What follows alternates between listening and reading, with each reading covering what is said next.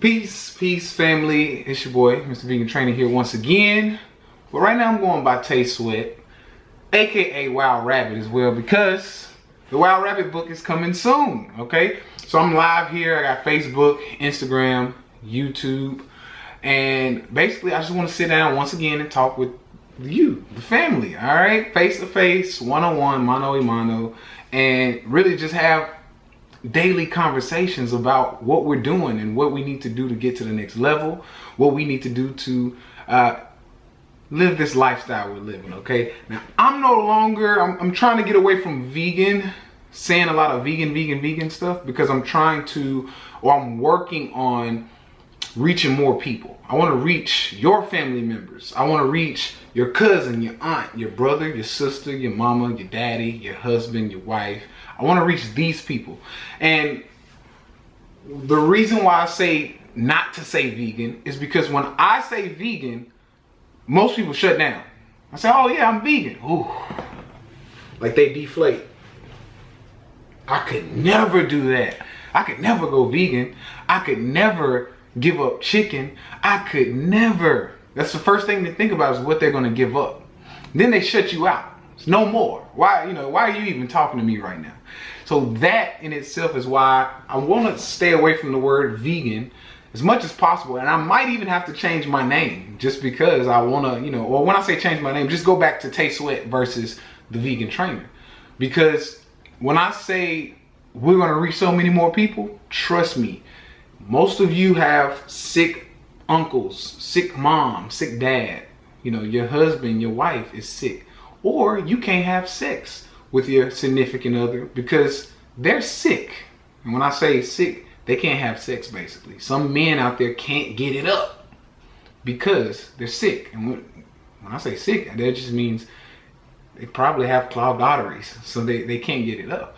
So a lot of you can't even have good sex because they're not eating the right thing. So I'm coming in to help you, to help your family to get to the next level. So I'm using plant-based, and I'm actually going to use my book, The Wild Rabbit, to help people get the message across to your loved ones. So that's what we're talking about, basically doing more plant-based stuff. But today, the real talk today, all right, I want to really dive deep into today's topic, which kind of carries over from yesterday, which is, are you relying on religion to save you from your ass, from yourself?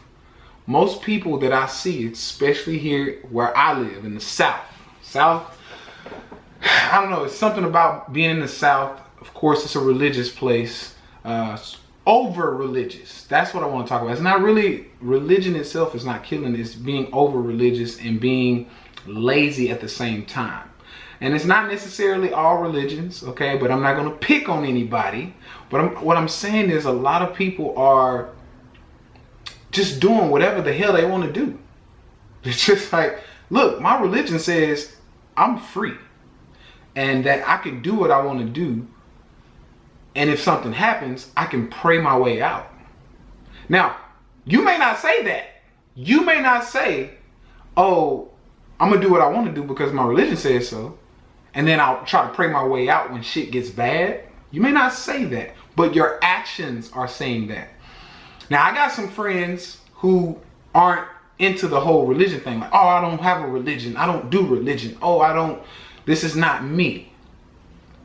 Perfect, okay? So if you're not Buddha, you're not into Buddhism, Hinduism, Christianity, you don't, worship Allah, whatever it is. If you don't have a quote unquote religion, you still have some kind of creed or some kind of something you have to go by. Okay, I don't even care if you're atheist. If you're atheist, you still believe in science, which means you go body, food. What was my body meant to eat? Okay, so you still have to follow a creed. So nobody gets a cop out here. Nobody gets to run out. Oh, I don't believe in religion. No, you don't get to run out. Come here. Let me talk to you. Okay, sit down. So I don't, want to use religion too much, just in case you don't use that word. But what we're talking about is, what creed is it that you should be following? And are you following it or not? So for those of you who are praying your way out, I want to talk to you right now. For those of you who are praying your way out of sickness, if you have diabetes, 9 times out of 10, you can avoid that. Seriously, okay? Let's think logically here. If you're overweight, let's not pray yourself out of that. Okay, now I'm not saying not to pray. What I'm saying is that you should be doing something, an action, to get that to happen. Then you can pray. Cool. But you can't just pray your way out of these things. And I really talk about this because, once again, I have a lot of family who is sort of religious. And instead of doing things that their religion tells them to do, like eat a certain diet, fast, okay, 40 days, 40 nights. That's meant to be a fast. That's what we're talking about here. So instead of doing that, they just kind of push it to the side and they go and eat whatever they want.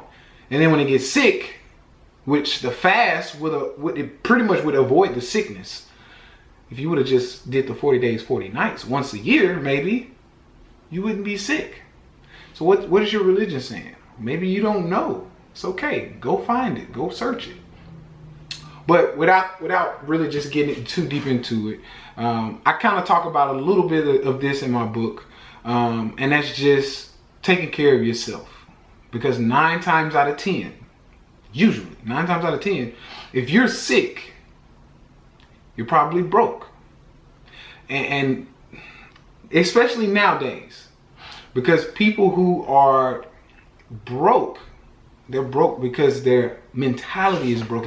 Broke is usually not a financial thing. Broke is a mental thing. And this is kind of what I talk about in the book. And, you know, the Wild Rabbit is about being the wild rabbit. Like, you got to get back to your original wild self. We've been domesticated. So we're waiting on people to bring us things. Kind of like a dog. If you feed a dog, it loses its hunt. It doesn't want to go out and hunt. And if it does, it doesn't know how to. So the Wild Rabbit is me talking about how, 1, domesticated we are, but 2, how we should be doing and how we can come out of it. As you see on the book, it says the problem or the solution to today's domesticated problems. And that's because we are or have been domesticated, which means we're being spoon-fed a lot of things and we're praying our way out when stuff gets bad. But in actuality, we should actually get into it and, you know, do your thing. So I'm gonna tell you a story about myself that it hits home with this situation because I was that type of guy. When I was younger, I used to do a lot of, you know, I used to go to church. I used to do all these, you know, things that I thought were right.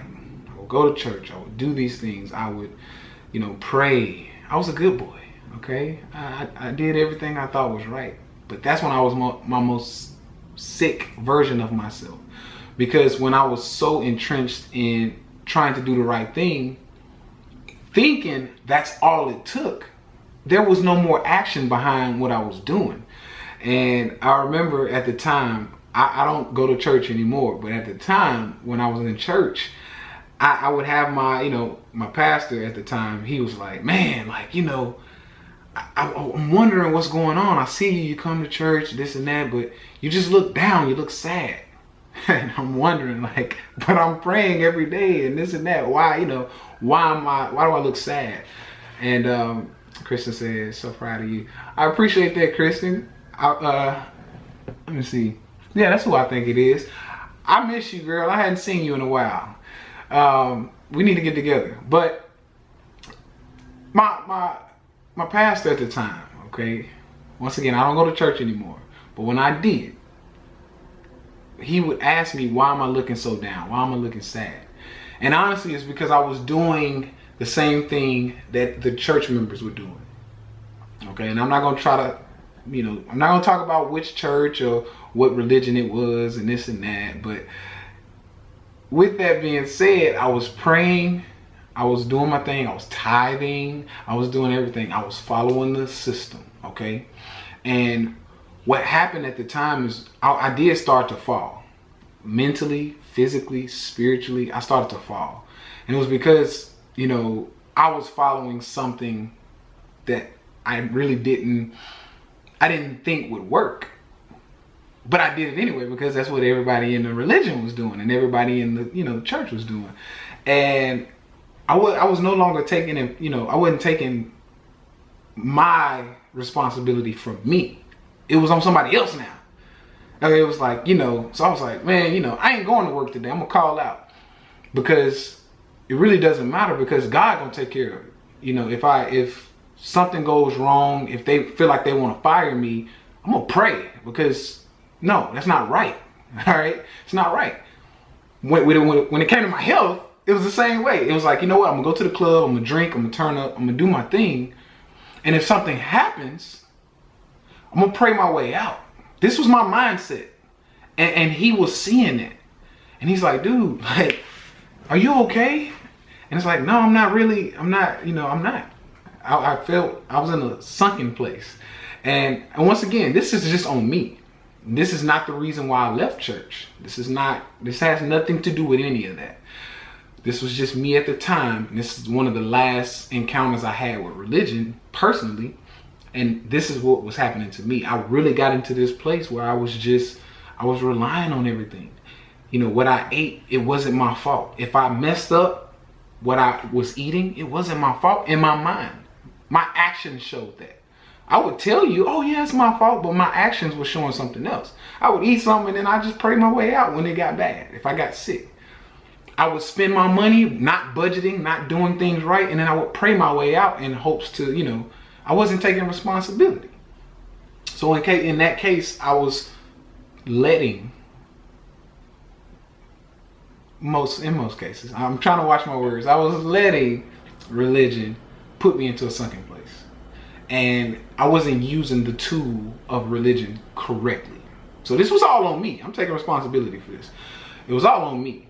But the reason why I say that is because the moment, now, this has nothing to do with me leaving religion, okay? But the moment that I kind of just pushed religion to the side and say, you know what? I need to focus on myself. So let's not go to church. Let's not do anything. Let's, you know, still believe that there's a higher power, all this stuff, but let's do some reassessing. Let's check with self. What was I doing? And I said, you know what? I gotta start eating right, because if I eat wrong, I'm gonna get sick. I don't care who, you know, I'm in charge of this. And I really just started taking responsibility. I said, you know what? I'm in charge of what happens to me, good, bad, ugly. And from that point, I put it on my back, and I said, you know what? I got this. I gotta eat right. I gotta get my hustle on. Ain't no prayer for money, okay? Not in my case. I gotta go get it, okay? Now I can pray for the tools. I can say, hey, help me to, you know, guide me in the right direction. But I am moving. I'm going. I'm not gonna sit here. I'm not gonna pray for the woman and hope she come knock on my door. All right? I went out and got the woman, and that's what I'm trying to push here. This is what I'm trying to teach, because a lot of people are praying and hoping it falls in their lap. So that was what, you know, I was talking about yesterday. I just wanted to get more in depth with it, because a lot of people were wondering. I had some people chime in and like, dude, we got to get back to the one-on-one conversations, because that's real. I like when we talk one-on-one. So that's kind of what we're dealing with now. Is I'm just gonna sit here and we're gonna have some more one-on-one in-depth conversations, so that you can really understand and I can really get what I'm trying to say out. Because honestly, I feel like I lived a long life. Okay, I did enough living for a lot of people, and I feel like I made a lot of mistakes fast. Okay, I've been in crazy situations. I've had a house and lost it and had to file bankruptcy. I've been through the boom and the crashes and had, you know, lost a good job and this and that. Like, I've been there. I've been there, done this. So now I'm able to help people. You know, so I've been at the bottom and I've made 6 figures. I've had a house and I've been damn near homeless, back, you know, living with my mom again with no car. I've been there. And what I notice is based on my actions. Okay, I've been sick. I've been 300 pounds with diabetes, cancer, or not cancer, heart disease, high blood pressure. I've been there. And I want to say that there's things that I've done to get out of those situations, and I notice there's things I've done to get in those situations, and that's kind of what I want to help you all with. I want to help, because somebody out there, a lot of you talk to me, and You tell me what you're going through. So I know some of you out there are going through what I went through because I'm hearing it. I'm getting the DMs and the messages. So that's why I'm here to have that one-on-one conversation and kind of kick you in your ass to keep you accountable, okay? Because I'm like your big brother. Some of you might be your little brother that can help you, you know, really just call you out when things are going on. So let me see. Ashley, she said, yes.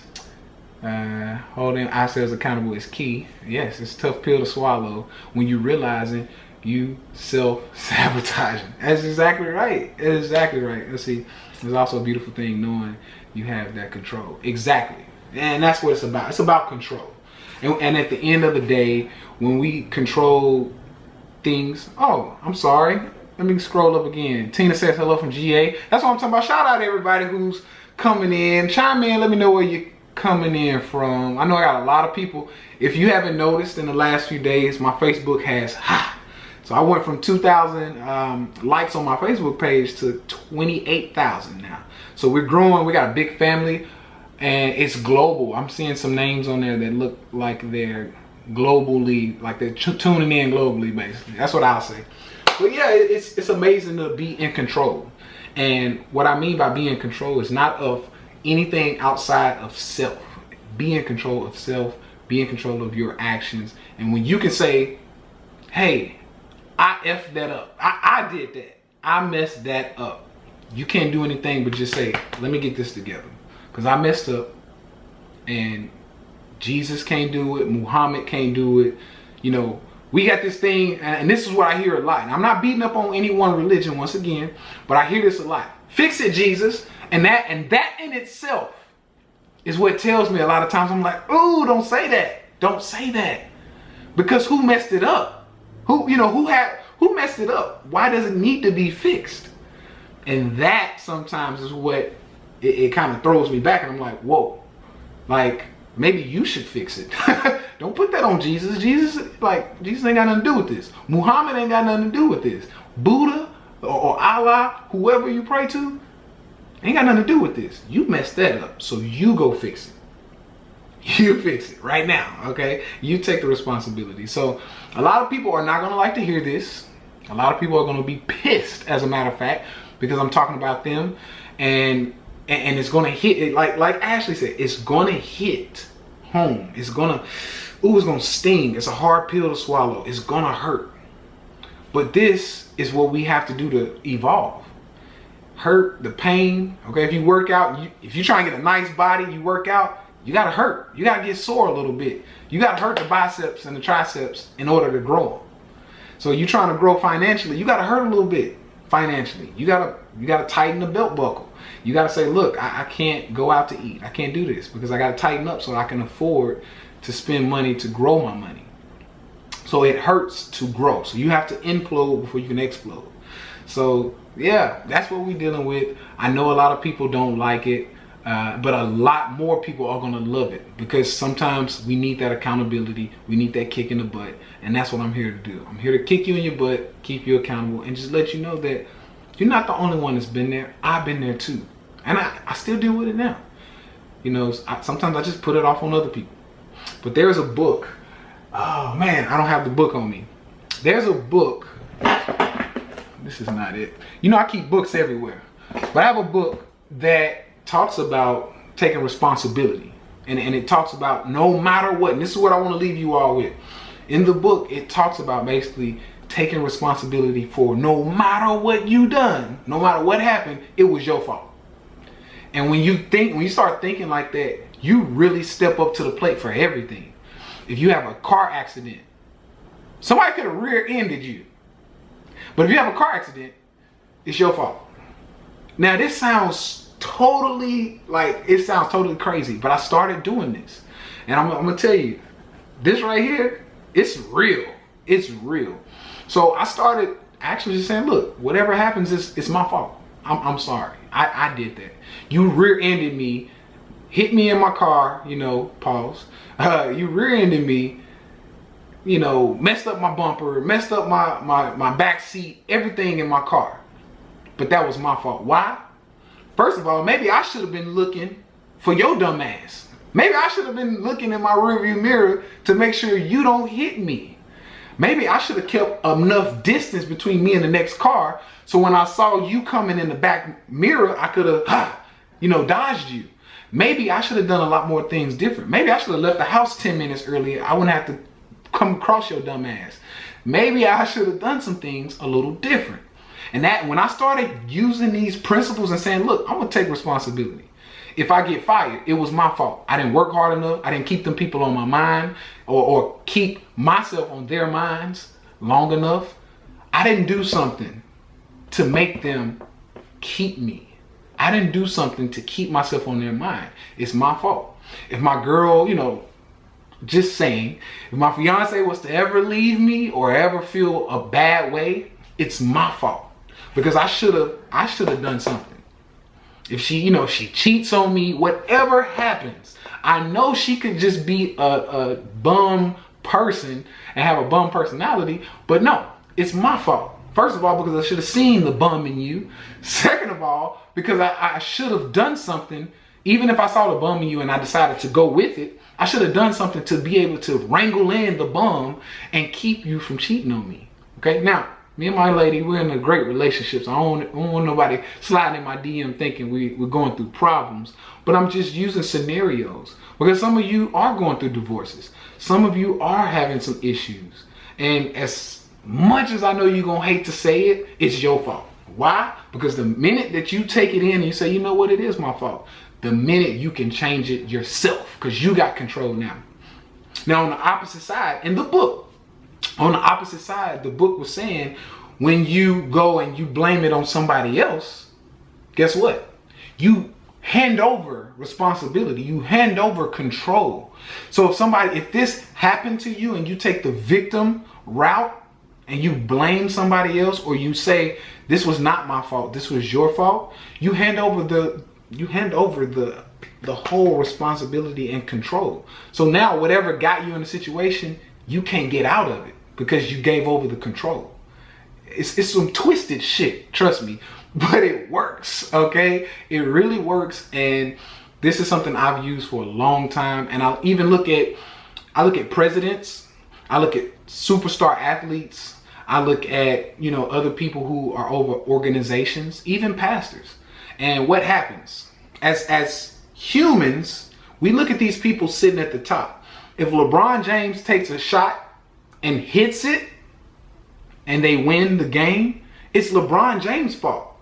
He won the game. He gets the praise for that. But if LeBron James passes the ball, somebody else shoots it and misses the ball, it's not that person's fault. LeBron James passed it. That was the wrong decision. It's his fault we lost. That's what we do. We do that to like people who are in higher places. We do that to the president.